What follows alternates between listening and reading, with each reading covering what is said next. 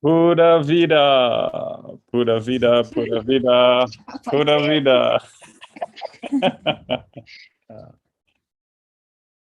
Hello, everyone. Welcome to Daily Invocation, Soul's Check-in. Your source of inspiration and information on the path to healing, attainment, and liberation.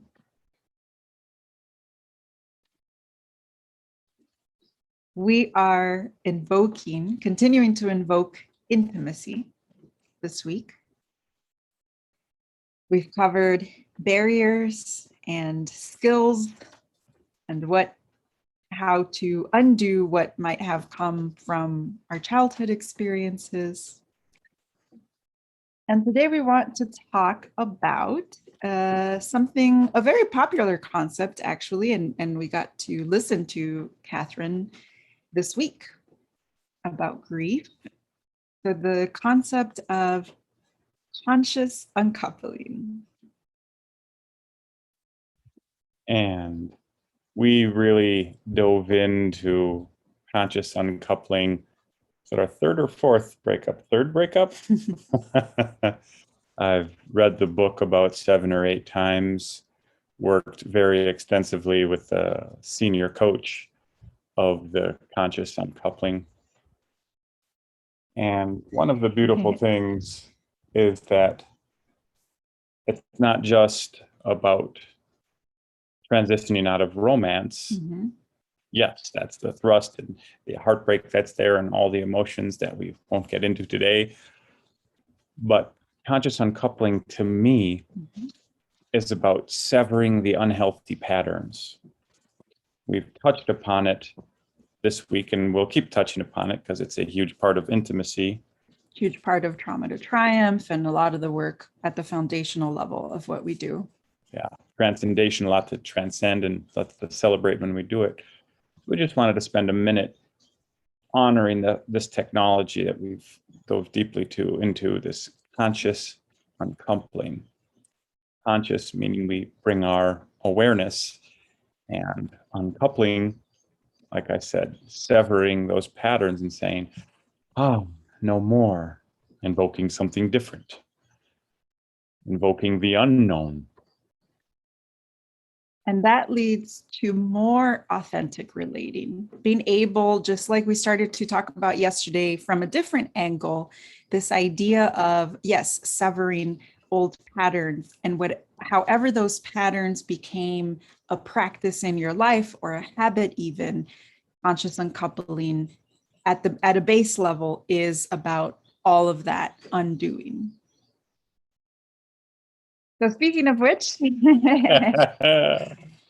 yes, Prasad and I have been together for 6 years with a few breaks in between. And we love each other dearly.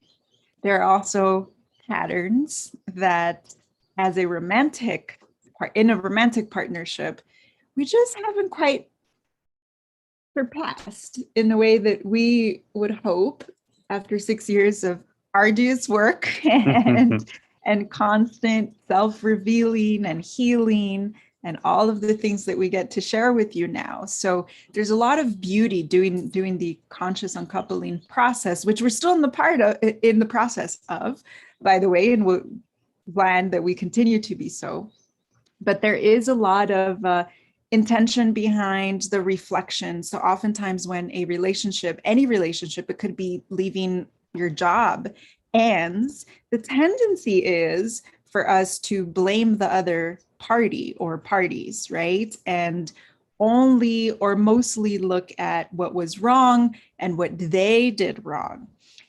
Part of conscious uncoupling is looking at our own pieces of the pie and taking accountability so that in the hopes of we don't take that into the new iteration of the relationship if you choose to stay in contact, which we absolutely are. Our baby is Soul's Enterprise, and that's still a commitment deep in our hearts that we are absolutely committed to.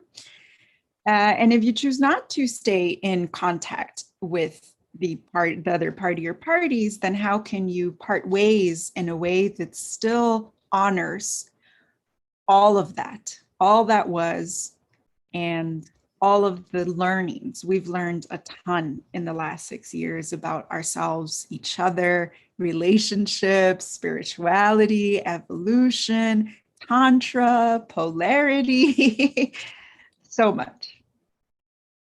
Like we were saying in yesterday's discussion, the maturity piece. But the opportunity with relationships from the lens of intimacy and growth. Wow, what an opportunity for maturity, in addition to insight and work and arduousness and lightness and all of the above. Wanted to voice that. And also one more very important thing. Yeah, there is a tendency, especially in the more violent societies of the West, to really blame the other person, right? For all the problems and all the foils, and you did this and you did this, and fighting that way. Also wanted to mention us empathetic people, it can be easy to blame ourselves and go into shame spirals. And, oh, I did this wrong and that wrong, and oh, woe is me and what a mess I am. So more patterns to uncouple from, and things to examine. So I wanted to mention that too, and all of the healing possible on many levels. So I love that. I just want to mention very quickly that those friends of mine that I have kind of kept up to date about, hey, this is what we've been thinking. We've had conversations. I mean, it's not like we just decided today. We decided together. That takes a level of maturity. And that is the feedback. That's the reflection is, wow, that sounds so mature. And it's as if it just blows their mind. It's as if they've never heard of this model of being and uncoupling. I know that Gwyneth Paltrow did it with her ex-husband, and that's actually how it became even bigger, and it was in the mass media and whatnot. And that was many years ago. But yeah, there are other ways of being and doing things. And we're all about deconditioning and letting you know what some of those ways may be. So this Sunday, August 1st, is a Trauma to Triumph workshop. We hope you all can make it, because breaking up is one of the huge traumas of life and often overrated. And, sometimes there can even be scars from old breakups, in addition to all of the other early scars we've been talking about throughout life and any other rupture, traumas, anything whatsoever. Any rupture, any so loss. We hope to see you this Sunday at our Trauma to Triumph workshop. And I will stay here at Finca de Vida. And you are I'm heading up today. I will be in northern Costa Rica at Brave Earth for the month of August. So we will be on. Do you want to say the name of the retreat? It's a month-long retreat. It's really exciting. Yes, I'm doing a month-long program called the Reworlding Residency, which is really exciting. Living in community, intentional community, and living with the land, and some new techniques to spiritually live with the land and spiritually living together. So it's going to be a lot of exciting updates coming up throughout August. I suspect there'll be a lot of insights with that whole group, and how our relationship, our life, and how as a community with you, we all grow in the next coming months. Thank you. Much love, everyone.